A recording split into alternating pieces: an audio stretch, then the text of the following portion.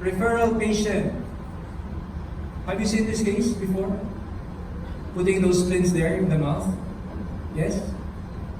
This patient came to my clinic complaining, Doc, I've been on TMD treatment from another dentist for the past 6 months. And what she does is place acrylic on top of one another every month because I had migraine headaches, I have bruxism. So teka muna. Let me check this out. So what do I see? I see Malampati 4, meaning I don't see the airway at the back. I should be able to see that. That's number one sign that this patient has an airway resistance. Number 2, bruxism. Bruxism, it is not stress related. It is airway related. If the patients are bruxing, then they are not breathing. And that's the latest. It is not stress. Alright? The third thing you look for is scallop tongue. Scallop tongue is an indicative of clenching and bruxism. Daytime clenching and bruxism. And finally, GERD, or gasopharyngeal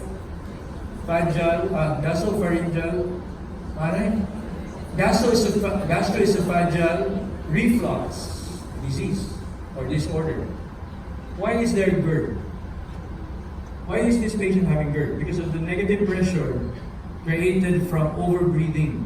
It pushes the air into the stomach, the sphincter opens, and acid flows back at night. So that is related to OSA.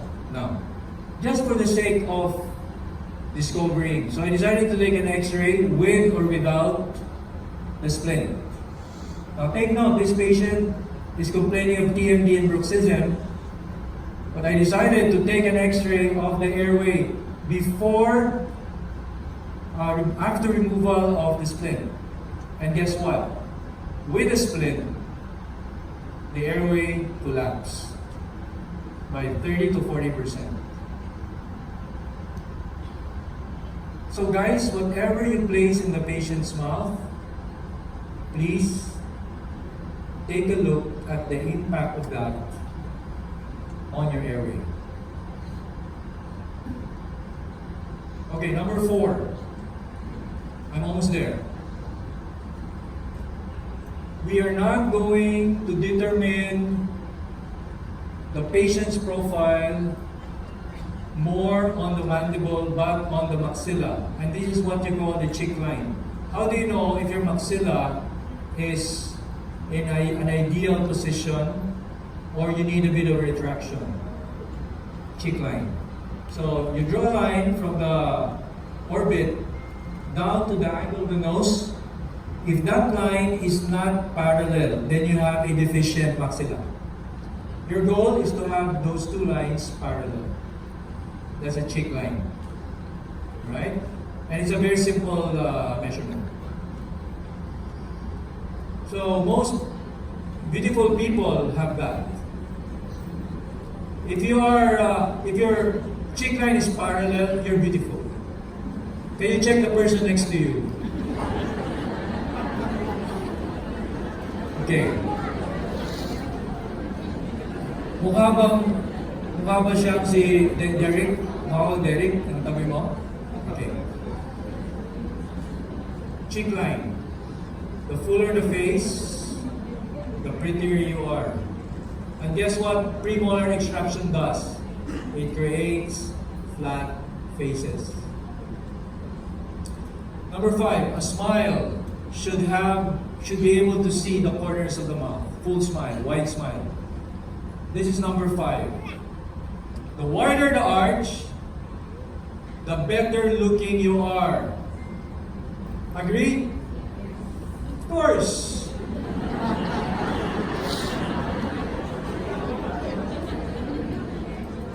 Manny Pacquiao! Look at him. Look at that. Sino mas pogi? Di ba Pilipino? Ganyan-ganyan lang yan, pero bilyonaryo yan. Number 6, muscles. Muscles are very important. We should never undervalue the muscles because these muscles will have an effect long term on your patient. You will be able to attain the correction you need, but if you're not going to neutralize these muscles, remember there's always a constant battle between muscle, teeth, and bone. Who guess? Guess who wins? It's the muscle that wins all the time. If you see a patient like that, you need to correct the tongue position. What is causing the tongue to move down? It's a low tongue position. If you don't correct class 3s like this, you will fail. Neutralize the muscles. Work on the muscles. And this is where oral myofunctional therapy comes in.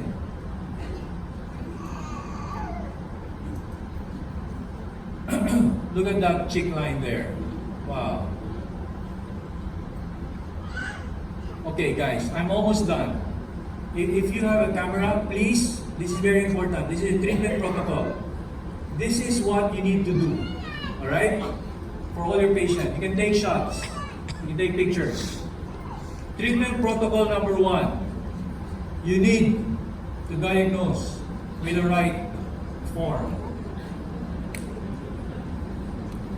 Okay. You need to diagnose with the right form. Everything I said, it's on this form. You need to look at each item in each patient and you need to screen them all, including tongue tie, including airway, everything should be screened. All patients, young or old, should be screened. Yes? Whether resto patient or prosto should be screened. Because you may not know it. You will make a difference to this patient's life. Number 2, patient education. You have to explain to your patients what is happening. Talk about nutrition.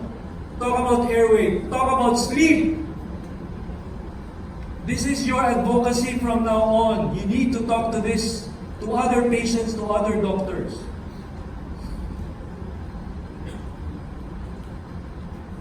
Protocol number 3, refer to an ENT if you discover something.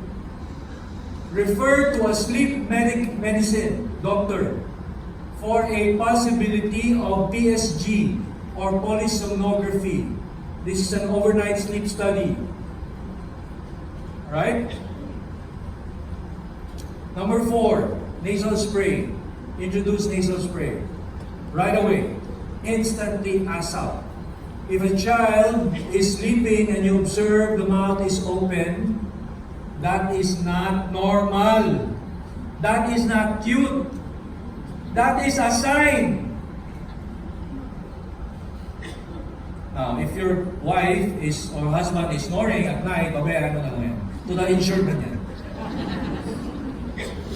Just kidding. Okay, arch development, ASAP. Develop the arch. Open the vault. Expand the arch. Open the airway. Arch development. Not for space, but for airway. Number 5. Introduce myofunctional appliances. This comes later. You don't do this on the first appointment. No, because this will fail. You know why this fails? Guess what? If there is obstruction, this one falls off. There's no way they can wear this. You need to address this one first. Oral myofunctional therapy. OMT. Big time. Big factor. And guess what's last? Braces. That's the last thing you do. That's dental. That's aesthetics. I want to end up with this patient. This is my patient who came to my clinic. Okay, this time, no pictures.